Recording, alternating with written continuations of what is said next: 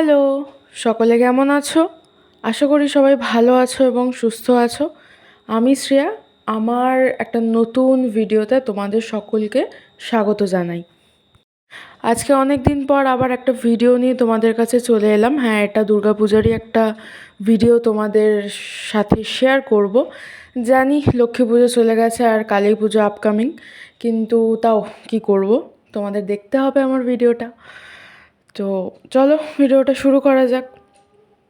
তো নবমীর দিন আহ, একদম ভোরবেলা 3টের সময় আমি আর আমার পরিবার মিলে মানে মামা, মাসি, তারপর ওই ছোট্ট একটা বোন, ওই সব একদম একটা গ্রুপ হয়ে চলে গেছিলাম কল্যাণীতে, কল্যাণীর ITI ঘোষপাড়ার ঠাকুরটা দেখতে।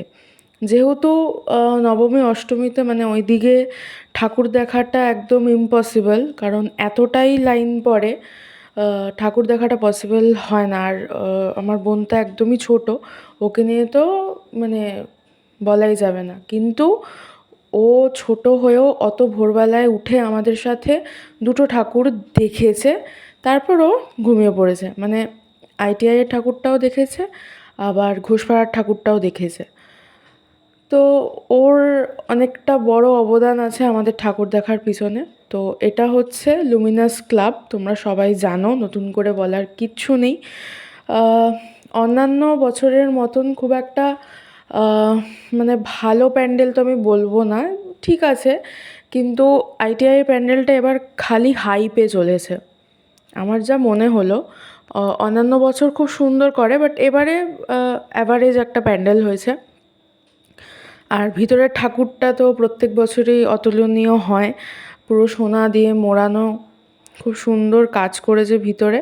এখানে প্রত্যেক বছরই এরকমই কাজ থাকে, কিছু নিত্য নতুন।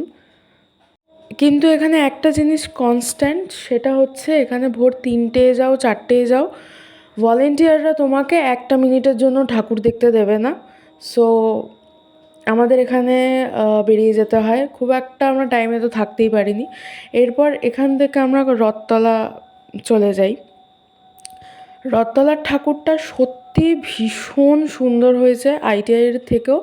এবারে এই রথতলার প্যান্ডেল এবং ঠাকুর বেশি ভালো হয়েছে, যেটা আমাদের মনে হয়েছে, সেটাই বললাম। তোমাদের কি মনে হয় সেটাও তোমরা জানিও কমেন্টে। তো আমরা যখন যাই তখন মোটামুটি ভোরের আলো ফুটছে, কারণ ওই ITI মোড়ে ভোর 4:30 থেকে 5টা, তখনও আমরা জ্যামে আটকেছি 20 মিনিট। মানে আমি তো মানে কোনোদিনও কল্পনাই করিনি যে অত ভোরেও ওখানে এতটা জাম লাগতে পারে। তো যাই হোক, জাম কাটিয়ে গেলাম রথতলার দিকে। গিয়েই মানে কপালটা খারাপ, ওদের ওখানে কারেন্টটা চলে গেছে। এবার কারেন্ট গেছে না কিছু সমস্যা হয়েছিল আমি জানি না।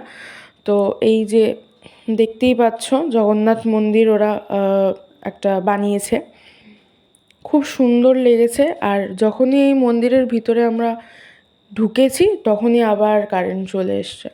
তো ঠিক আছে, ভালোই হয়েছে, আমরা মানে ঠিকঠাক মতন দেখতে পেরেছি।